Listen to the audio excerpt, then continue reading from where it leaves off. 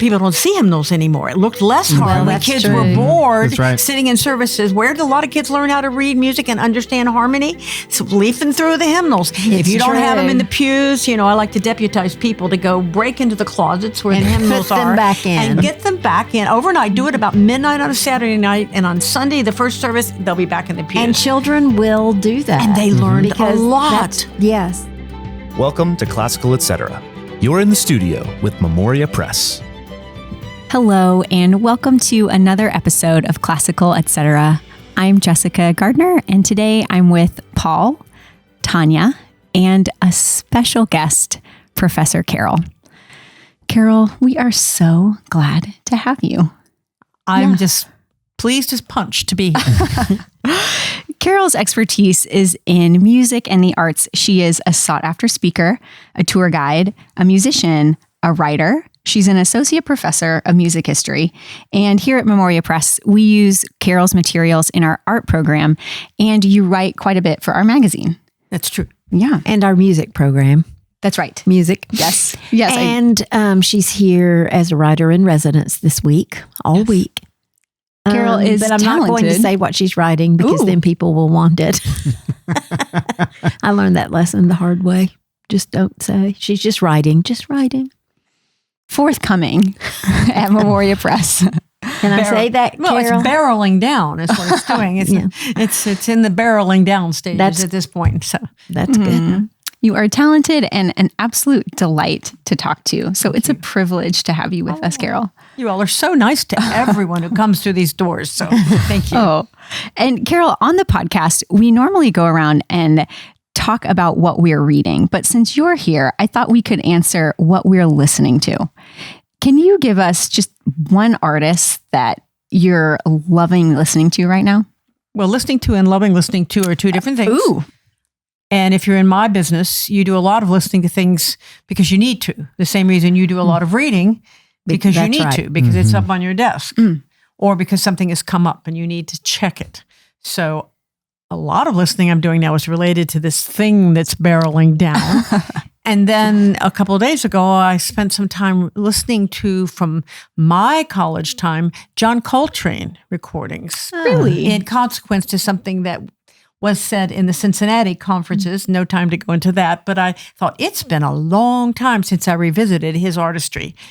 And then, that list could go on, but there's just one thing. Okay.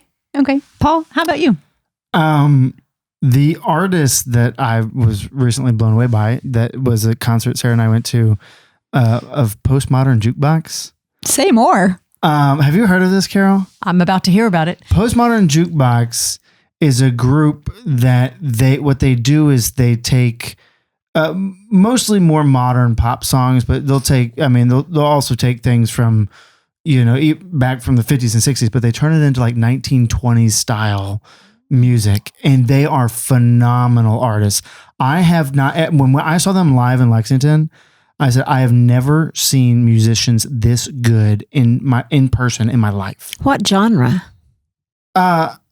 Everything. I mean, but what they're trying to do is turn it into like a vintage style, and so they will take anything. The Hallelujah song. Oh, right. They'll turn that into it. They'll take Taylor Swift, turn that into 1920s. They'll take just about anything.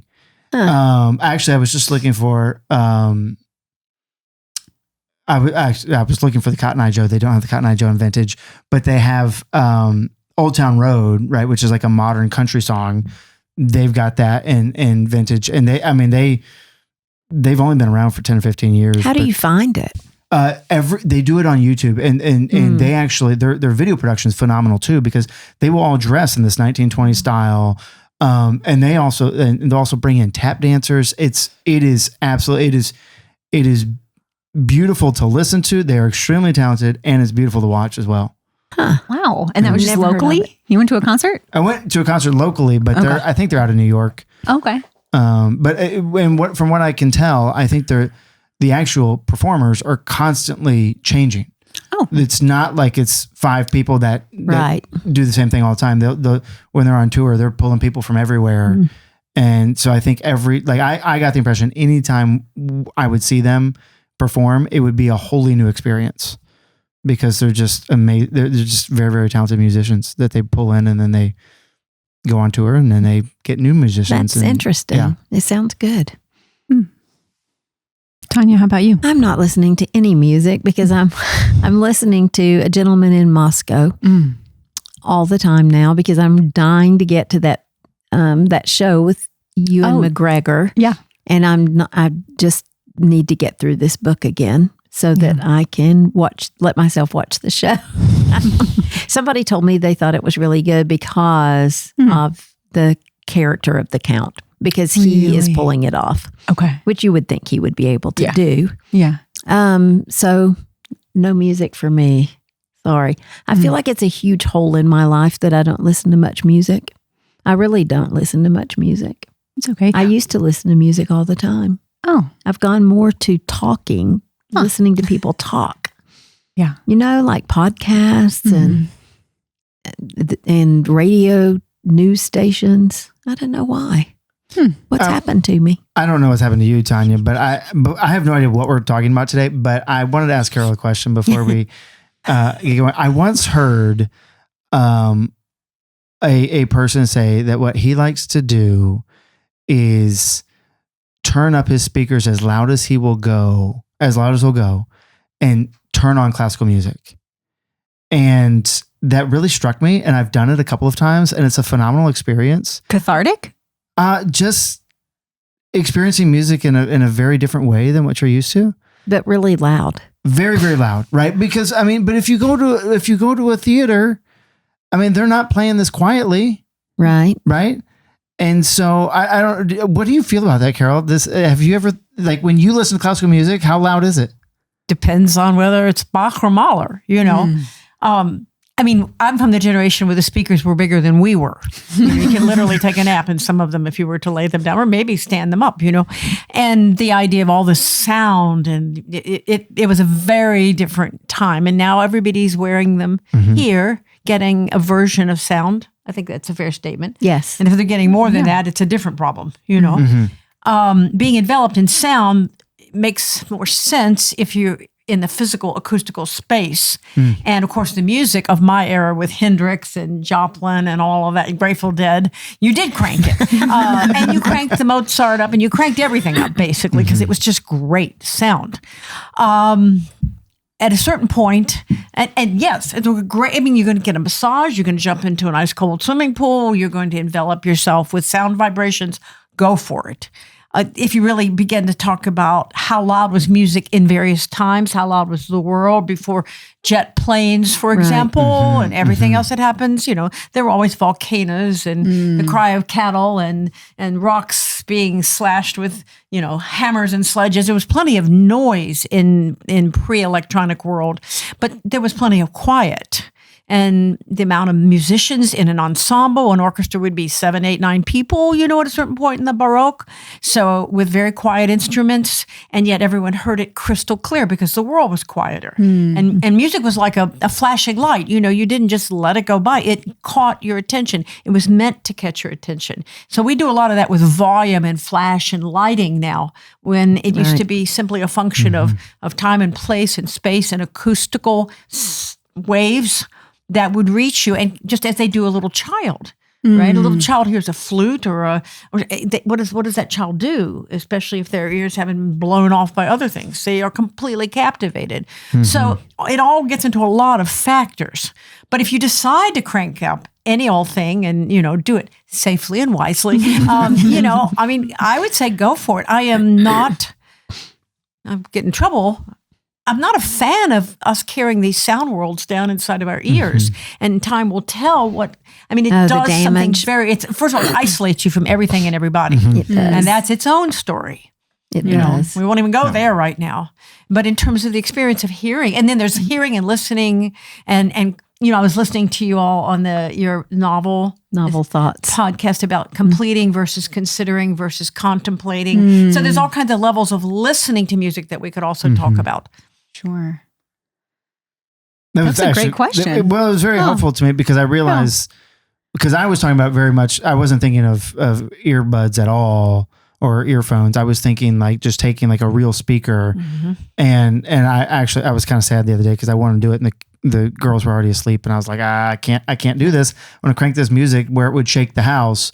But I realized the reason I liked doing that was because I would just sit there in a chair and listen. Exactly. And that's something that I rarely do. But when I've done it, I've very much appreciated doing it. Yeah. Well, you're contemplating at that point. Right. Yeah. That's something, of course, then you get into the background music versus actually listening and how do we treat music? And we are in this modern situation having these issues. If you crank back anything before the gramophone, right, or go back before the 1870s or before 1900, these questions aren't even real. They don't exist because everything had to be created and you had to either be there to hear it or play it yourself. That's good, Carol. Huh.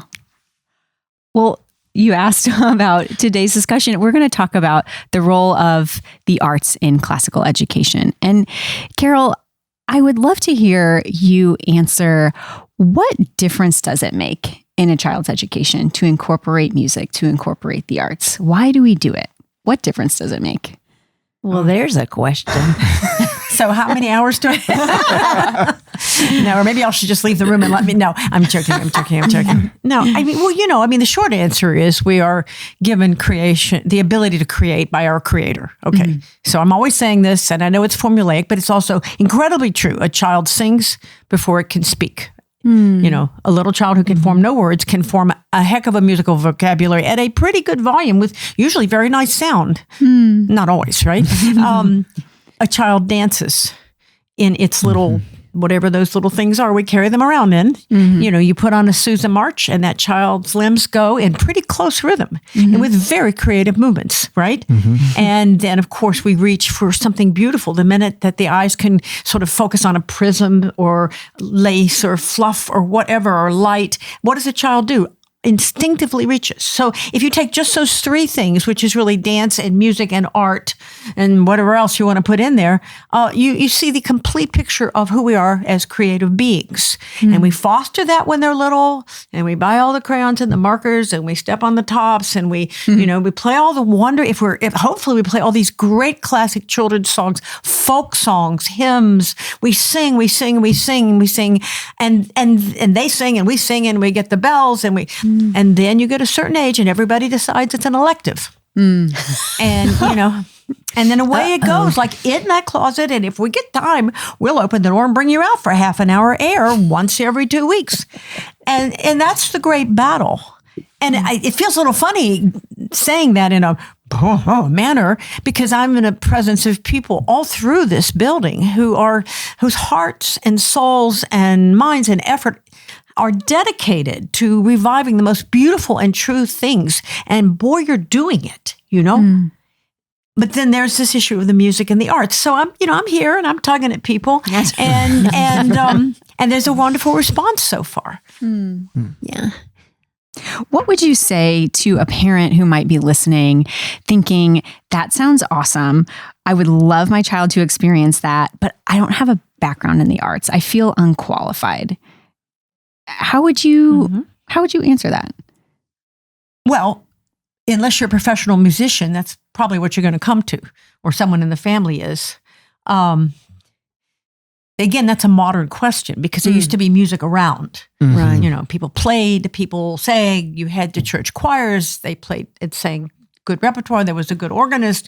If you had the means, and it wasn't like paying for tickets now, access to music was much more natural. And in my time, everybody took piano, or you took trumpet, or you took something.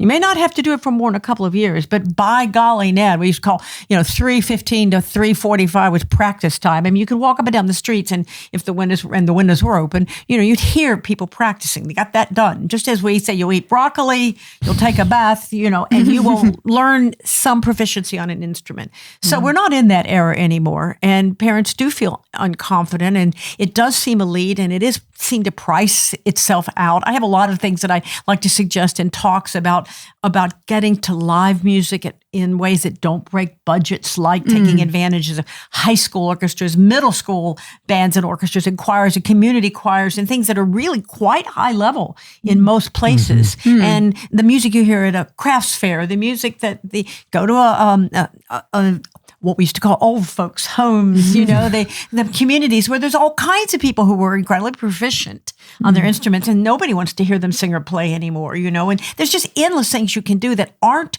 formal, that aren't expensive, that are real, that will kind of have heart to heart, not just note to ear, if you know what I mean. But the thing is, you don't have to really reinvent the wheel. Curricula approaches ways that music and art, if you want to call it music history, music appreciation, art history, they've been taught for a very long time. And there's very simple principles. And the hard part is that you're weaving everything you have and know into it, or you don't have the real product. And that's also what's so liberating about it. It is, again, nothing that is in isolation. If you can set it in the core, set it down in the middle of the table and watch it grow. Which I know sounds very poetic. So what does that really mean? But the first thing you have to do is decide that it matters. Right. And then you can just listen. I mean, if you can't do anything else, at least just listen. In our classrooms every day when the students are doing their copy work or just quiet seat work, like math seat workers, there is classical music playing in the background. And that is, we're not making them memorize it. We're not making them really we talk about the composer and we talk about the piece of music and a little history behind it, but it's really just for helping them gain an appreciation for it. And it's it's a very simple thing to do. It's and you all have, Professor Carol has courses that people can take, and we're all working toward courses for younger students too, so that, because it is a whole. We have to admit it's a whole. It's like the final thing that we haven't dealt with yet at the press. The necessity for the fine arts in a classical curriculum, and they're just, the resources aren't the same as they are. There are so many Latin resources now, Right. but we are limited in resources. They're out there, but there will be more. Yeah, there will. Well, and I mean, in the grand scheme of classical education, right? Like if we're so uber focused on truth and goodness, right? Like the fine arts is, I mean, we're finding beauty everywhere, but fine arts is where it's uniquely contemplated, right? And so it needs to be there. Well, like my children would never have been in a choir, much less a Latin choir, but they were forced to be because it was a requirement. Cheryl did not make it optional. It was a requirement. And it was a huge gift to them. Really? Because they learned a lot about music. They had to sing every year for 10 years. And it did give them a great appreciation for good music. And for my oldest son loves like soundtracks from Lord of the Rings and all something of those cinematic. I can't remember that guy's name. John Williams. He's done so many. Is that right, John Williams? And you're talking about a lot of different things. The pedagogy that you use for everything you do and the hard things that you do, that all the parents are doing, right? All the tutors are doing. It's the same pedagogy. It's first of all, it has to be conveyed with passion and love. And there are ways to do that even if you don't quite have that to offer, okay? Then it's repetition, and you cannot take on the whole world. You don't start with your third graders and dump, Plato, Aristotle, and here's some Dante too, quick, get on it. You find it's tasting, it's experiencing, and it's repetition.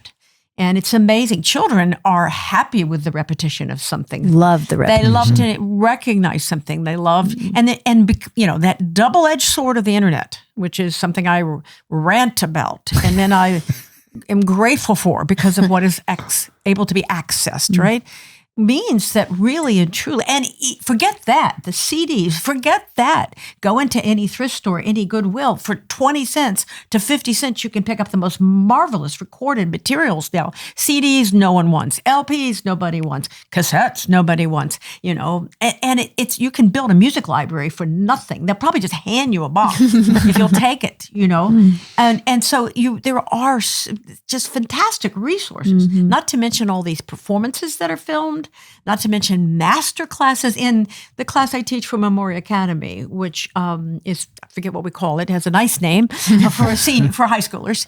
And I could give them lots of lists of things to listen to, but I'm inclined to direct them to certain filmed master classes where the master teacher is working with a very fine player or singer on a important piece of literature. And you have that, kind of like being in a blender, really, or a food processor, that goes on for 20, 30, 40, 50, 60 minutes. And they are intense. And they come out well, or they wouldn't be online to watch. They pick the good ones. But really, what I find that when students with not having a background in the arts watch this go on, they're flabbergasted because they've never thought about the fact that music has to be not just learned, but coached and formed and shaped and beaten out to the point where it, like gold, dross turned into the finest whatever, or whatever separated, the end. So there's a lot of real blood, sweat, and tears in music. There is. And that's another thing people can do too is private music lessons. Pick an instrument. Let your child pick an instrument. I picked piano for my kids because I felt like if they knew the piano first, then they could really go from there to any other instrument. But I felt like they needed it. But my youngest son refused to do piano and went straight to the drums at the age of 8, which he's still playing. But it was those just that individual working one-on-one with a teacher is a huge help. Yeah. And I mean, I would support the child just has to not have a choice, and you've got to pick an instrument, right? I mean, that's right. My older sisters both learned piano, but for whatever reason, I don't know if my mom got tired out when it came to me. I did not learn the piano. And then when I went to a school in 8th grade, it was everybody has to have an instrument and be in the band. And I said, so you were forced. Well, I said, what's the easiest one? And I was told trumpet. And so I played trumpet. How did that go? That's not I know. The options were clarinet, saxophone, trumpet, trombone. I mean, the drum was already taken. And so, those are the ones that are coming to mind. And they were like, trumpet's the easiest. I was like, okay, fine. And I learned to play the trumpet. Right. And you learned to read music because you were, yes, that's right. Yes, absolutely. That was a big deal. And then we were also forced to be in the choir. So you had to learn how to sing. And so, you did harmonies, and doing those, that teaches you so much, but I never would have chosen to do it. And you've got a new music. Is it a theory? Hank, wrote it's a theory book that assumes you can't read music necessarily. Right. So I think we put it from about age 12 up or something like that. And it'll take you all the way to what we call tonic dominant harmony. And it's Hank is a theorist, and it's very clear. It's very orderly. And Hank and I looked, and we're going to sell it. I just haven't gotten around to ordering it. But Hank and I looked at it alongside our new music, how to read music course, which he said he felt like would come first, like for younger students, third, 4th grade. So we are getting more there for students or parents that really want their students to know how to read music and to know a little bit about music theory too. Gotcha. But if I may, 2 things. One is this reading music. It seems so hard, and it kind of, I've done it since I was little, so it's not fair to say, but in the work I do in the world of touring through Smithsonian Journeys, I'm with people who are, let's call them eminently successful senior adults like me, I'm in that age group. And they're people that have gone all over the world and accomplished all kinds of things. Very often, their regret is they never learned to read music. And I kind of want to go, okay, it's not too late. 5 lines and 4 spaces, and they can do spreadsheets that would go across this property, But so there's this sense that it's hard. And it gets perpetuated when you look at it, it looks hard. It looks hard, but you don't start with looking at Mahler. You start by looking at a line of chant in a choir. But even if you look in like a hymnal every Sunday, it's going to look hard. But people don't see hymnals anymore. It looked less hard when kids were bored sitting in services. Where did a lot of kids learn how to read music and understand harmony? So leafing through the hymnals. If you don't have them in the pews, I like to deputize people to go break into the closet where the hymnals are and get them back in overnight. Do it about midnight on a Saturday night, and on Sunday, the first service, they'll be back in the pews. And children will do that. And they learned a lot. Yes. I remember doing that. I remember doing that. Yeah. Definitely. Just leaf through it. Yes. Oh, yeah. And I don't remember when it dawned on me, but all of a sudden when I went from a hymnal that just had the melody to a hymnal that had the harmonies. Oh. And I was like, wait, what's this? And then that's actually really intimidating. If your first experience looking at musical notation has all 4 harmonies in there. Now I'm really sad that we don't have hymnals anymore. I didn't realize what a loss that was for children. Oh, dear. Oh, good. I had never thought about it before. You've got a key, though, right? I know where the hymnals are. Where they are. But no, I'm serious. I go nuts on this topic, and I don't want to go nuts. But you're an right. elegant audience, right? I don't want to do that. But seriously, you say it looked intimidating, but what if your family, and I know not everybody can just say, oh, we'll do this tonight. I've got that. But if children used to grow up hearing their family members singing in 4-part harmony, because it's actually a pretty natural thing. Not in my family. True, but it is a pretty natural thing. And you get that if you go to camps or you do get it at camp. Different styles of music, bluegrass, country music. There's a great deal of harmonizing, So I love harmonizing. I think it sounds great, but my family would never do that. Yeah, well, we'll talk later. Different kind of art to enjoy. Not going to happen. We have therapy sessions for this. You do know that. You may not like how they go, but no. Carol, we talk about truth, beauty, and goodness. Focusing on the beauty piece, is all art beautiful? No. Can you say more about that? How do we know? Well, it wasn't art that was crying prophetically at the onset that artists could see of the First World War was not written for you and for me in this day to decide whether we think it's beautiful or not. Art has messages. It has standards. Those just as food from area to area changes, just as architectural style and fashion have changed. So there is extraordinary beauty in the arts, in melody and harmony and expression of orchestral color. I mean, you could go on and on as wide as the ocean to talk about that. But do remember that artists are not the best, especially everyday people. They are given a task, I would call it generally a divine task, to state something. And you may not like what they state. And they could be wrong. And they can overstate. And they can lose their way. Like a novelist can lose his or her way, right? That's right. But artists, and they can be pretty strange people, you too. But they have their ear to the ground, especially painters, especially visual artists, and they hear things that the rest of us do not hear. I am convinced of that. And when they put it out in art, for an example, the whole expressionist movement in the late 19th century, especially in Vienna and other places, in Germany, coming out in Northern Europe, I love that art. Is that art beautiful? Absolutely not. You have to decide what you're going to show to younger children, although some of it can be kind of fun for them too, But what were these people doing? They were proclaiming that the whole world was about to fall apart and explode, which indeed it did. And did anyone heed their message?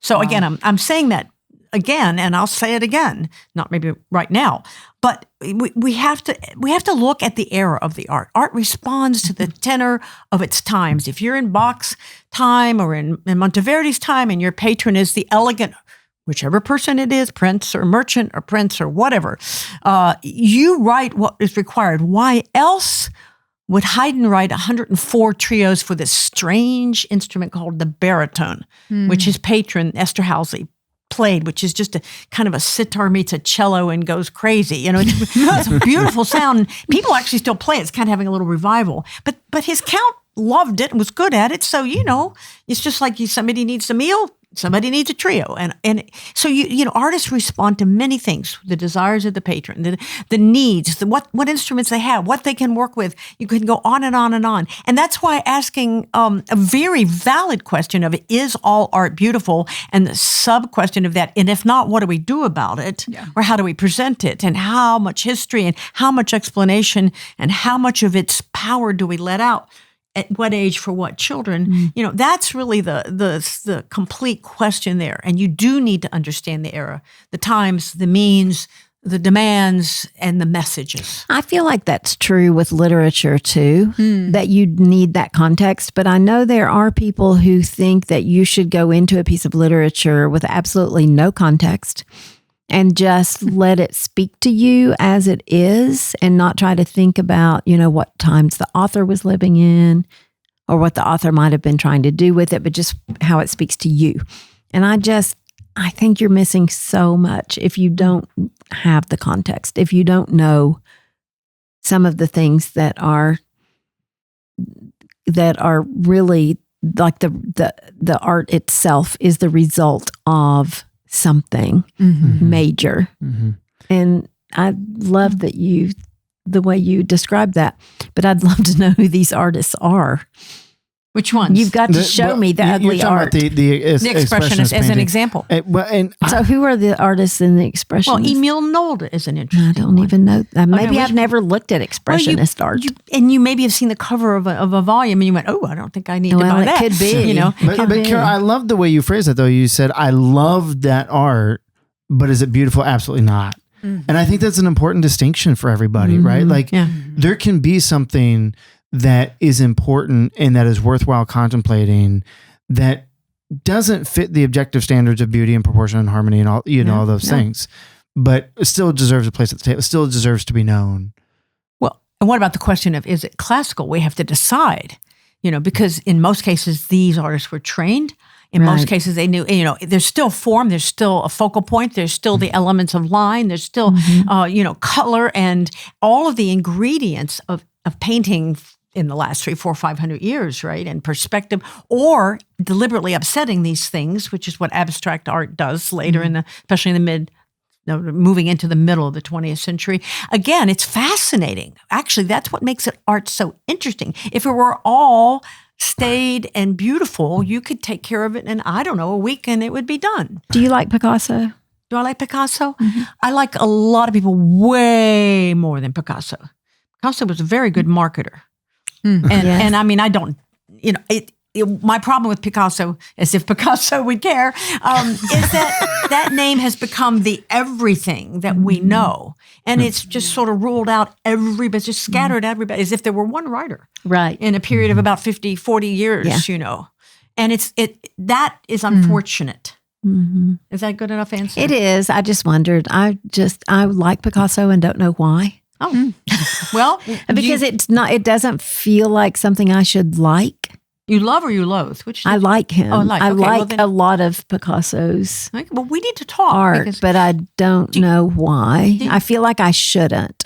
Because it's so modern and it doesn't really make good sense. Well, it feels modern. How can it modern? It's all geometric. Picasso also had different stages in his life, right? Right. And I'm talking about like the cubism and the angular. It's very simple and I feel like I should be able to paint those things. Mm-hmm. I couldn't, but I just think, is that real art?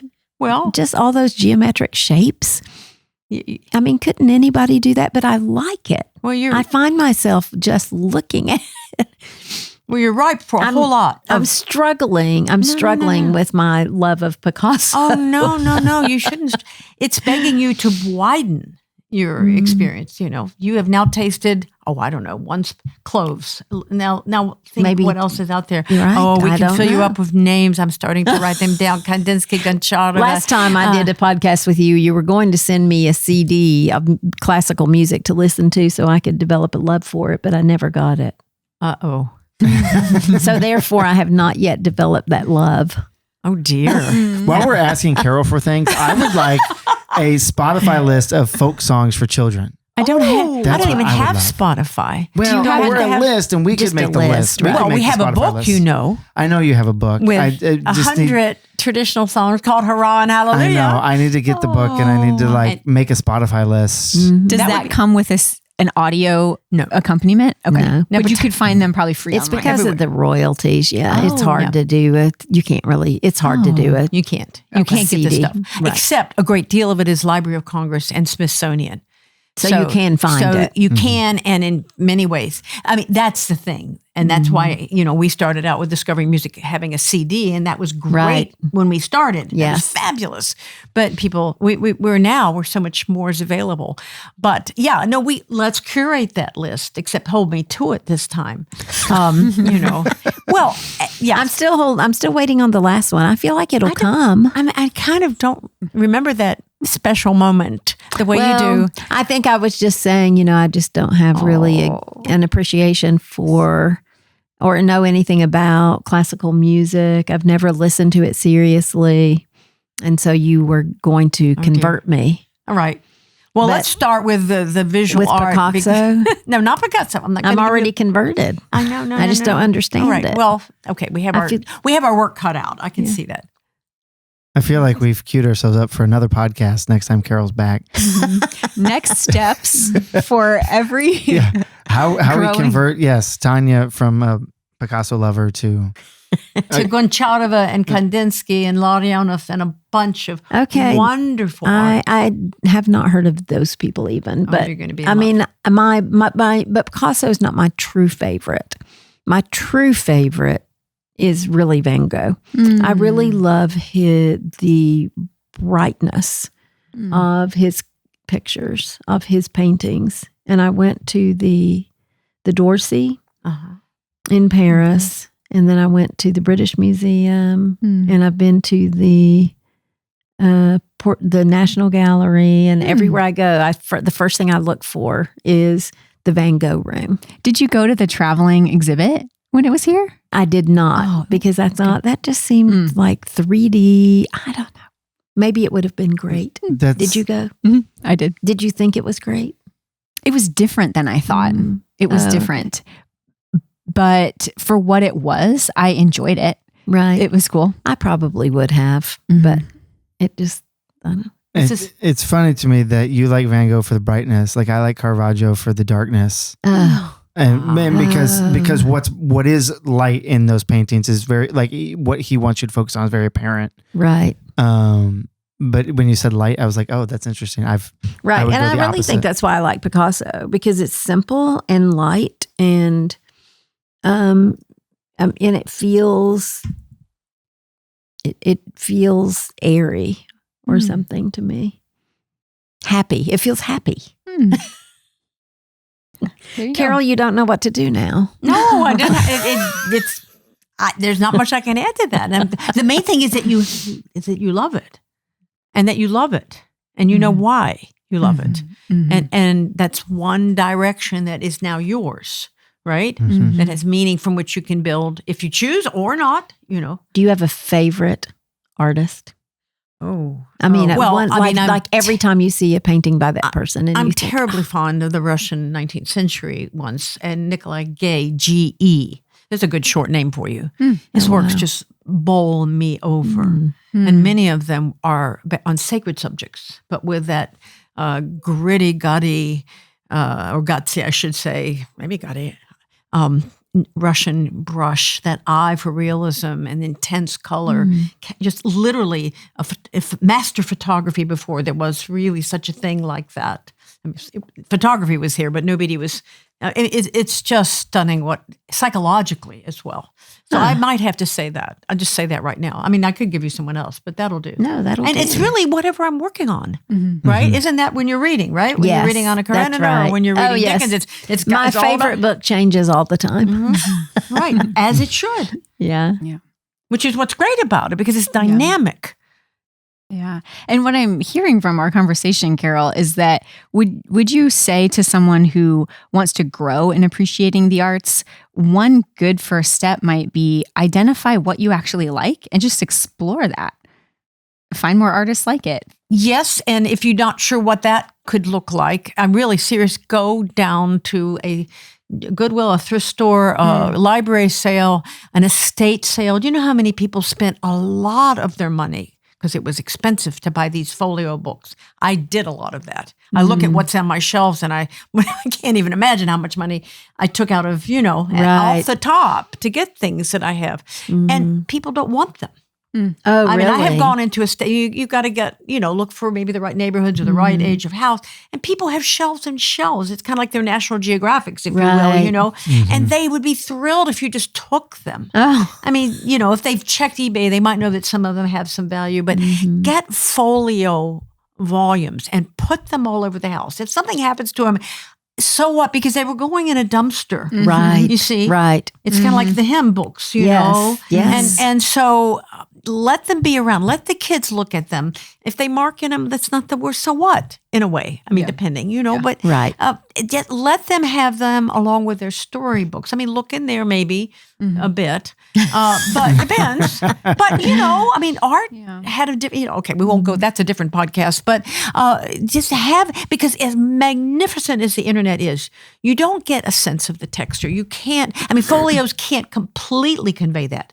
Big, beautiful color pictures don't come much closer to giving you a sense of the real effect thing. and the textures. That's right. And then, of course, and the other thing to do is go to pawn shops, thrift stores, and buy paintings. People have these wonderful paintings. They don't have to be replicas of the old masters, but they're actual paintings, you know? And they have the impasto paint. They have the you can feel and see the paint. It's probably dusty, but that's okay. You can blow it off, and you can hang them up and you can put them in the hallway and they have beautiful frames. Again, you go down the rescue mission where we lived and their frames are selling these paintings for $5. And the frames, if you went to buy the frames, they'd be, I can't even imagine what the cost would be. So there's a lot of things people can get at a very low cost. And it's interesting to set your kids loose doing that kind of thing. Yes. I took my kids to the Speed Museum when the Rembrandt exhibit came through years ago. They were probably 8 and 11, something like that. And everybody was very quiet looking through. And all of a sudden my 8-year-old said, "This is so boring." Right in the middle of it. And then we just kept on going through. I shushed him and we kept on going through. And I was forcing them to look at Rembrandt. And then I was like, this is a once in a lifetime opportunity. These paintings will not come back here. And then we go to another room and it wasn't Rembrandt. I can't remember who the artist was, but it was a picture of David with Goliath's head on a stick. And they stood there forever. They loved that painting. And they were like, now this is cool. And I thought, okay, I'm done with art museums. No, that's perfect. You were and if Rembrandt had painted that, they would have liked it. They would have, but not because of the quality of the painting. Yeah, but even just sitting there contemplating it, over time, you just get used to looking at it, and then you start seeing more things. And as you get older, you start seeing more things. Right. But Rembrandt's dark. Do you like Rembrandt? Dark, yeah. I do like him. Yeah. Well, Carol, thanks for being on with us today. Oh, thank you. Thank you for inviting me. I appreciate that. It's wonderful to be with you all. I listen to you all the time in my kitchen. I feel as if you live in a corner on the cabinet there. And now you know where we live. I do indeed. Thank you. It's nice to be here with you. Yes, and we look forward to what is in the works. And we can find all of your writings for the magazine at memoriapress.com if you're interested. I was just reading some of your articles this week. Refreshing, and they're so good. And you also have a website, professorcarol.com. That's correct. So some of the resources we've mentioned you can find there and at memoriapress.com. And thanks for joining us. We will be back next time. Thanks for joining us today on Classical Etc. by Memoria Press. If you like what you heard, please like, subscribe, or share this episode or comment. We love to hear your questions and your comments. If you want to learn more about Memoria Press, please go to memoriapress.com. This has been Classical Etc. We're so glad you joined us, and we'll see you next time.